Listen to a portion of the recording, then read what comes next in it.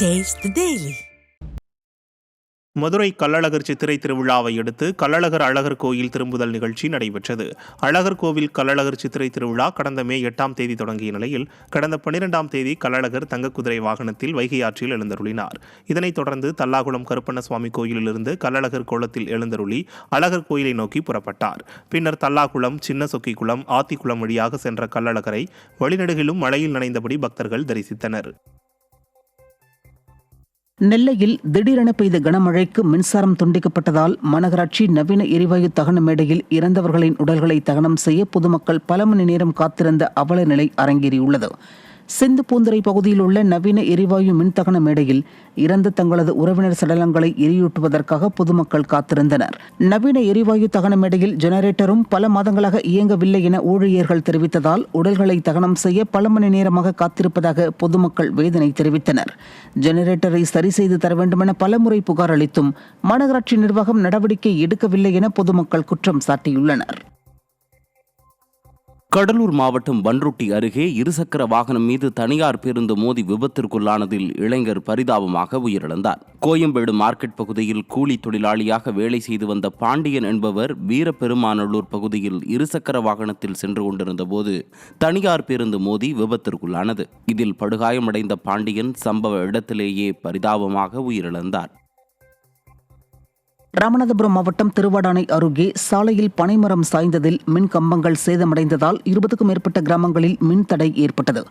திருவாடானை மற்றும் அதன் சுற்றுவட்டார பகுதிகளில் திடீரென பலத்த மழை பெய்தது. இந்த மழையால் டி கிளையூர் கிராமம் அருகே பனைமரம் ஒன்று நடு சாலையில் சாய்ந்து விழுந்தது. பனைமரம் விழுந்ததில் அப்பகுதியில் இருந்த 3 மின் கம்பங்களும் முறிந்து விழுந்ததால் 20க்கும் மேற்பட்ட கிராமங்களில் மின் தடை ஏற்பட்டது. இதனால் பொதுமக்கள் கடும் அவதியடைந்தனர். திருச்சி மாவட்டம் உத்தமர்சேரியில் அஞ்சலகத்தில் உள்ள சேமிப்பு கணக்கில் செலுத்த பொதுமக்கள் கொடுத்த 25 லட்சம் ரூபாயை கையாடல் செய்த ஊழியரை பிடித்து பணத்தை திருப்பி வழங்க வேண்டுமென பாதிக்கப்பட்டவர்கள் சாலை மறியலில் ஈடுபட்டனர். திருவானைக்கோவில் பகுதியைச் சேர்ந்த லதா என்பவர் அஞ்சலகத்தில் ஊழியராக பணியாற்றி வந்த நிலையில் சேமிப்பு கணக்கில் செலுத்த பொதுமக்கள் கொடுத்த பணத்தை கையாடல் செய்ததாக கூறப்படுகிறது. இதனால் அதிர்ச்சியடைந்த பொதுமக்கள் கல்லணை சாலையில் மறியலில் ஈடுபட்டனர்.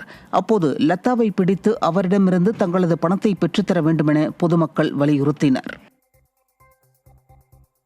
கடலூர் மாவட்டம் புவனகிரி அருகே ஆபத்தான வளைவு பாலத்தில் மின்விளக்கு இல்லாததால் தினமும் விபத்து ஏற்பட்டு வருவதாக பொதுமக்கள் வேதனை தெரிவித்துள்ளனர். குமாரகுடி வளைவு பாலம் பகுதியில் இரவு நேரங்களில் தினம்தோறும் விபத்து நடப்பதாக கூறப்படுகிறது. சென்னை கும்பகோணம் சாலையில் உள்ள குமாரகுடி வளைவு பாலம் வழியாக நாள்தோறும் ஆயிரக்கணக்கான வாகனங்கள் சென்று வரும் நிலையில் அங்கு உயர்கோபுர மின்விளக்கு அமைக்க வேண்டுமென வாகன ஓட்டிகள் மற்றும் அப்பகுதி வாசிகள் வலியுறுத்தியுள்ளனர்.